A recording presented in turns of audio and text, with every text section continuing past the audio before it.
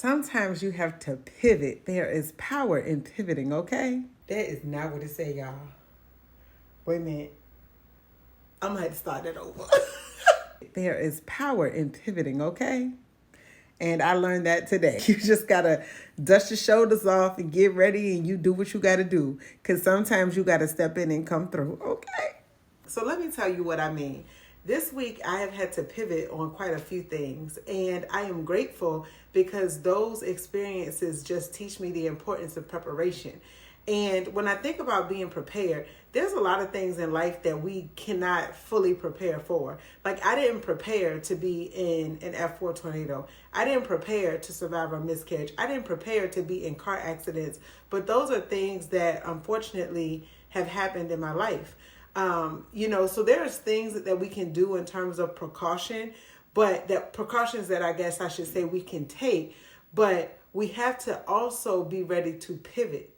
So in addition to being prepared, we have to be willing to pivot and shift gears depending on what's necessary. And we're living in a time now where there's a lot of things that make us feel like we don't have any control. And so we might be pivoting more frequently just because there are things that are happening that we cannot be 100% prepared for.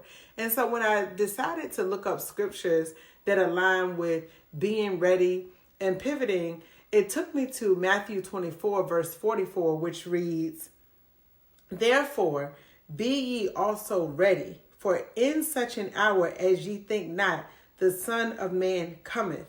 Who then is a faithful and wise servant, whom his Lord hath made ruler over his household to give them meat in due season?"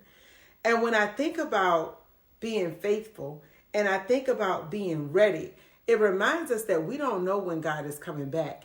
And so what the enemy is hoping is that he can get us off track. Meaning, if we don't prepare, we will ignore the signs. We will ignore the things that maybe God has put in our heart. Like maybe there's something that we're doing and God's like, you know what, I need you to change.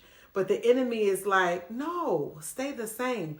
The reason the enemy wants us to stay the same and he does not want us to prepare is because he knows what the word says. And he knows God is always there. So whether we say it or not, God is always present.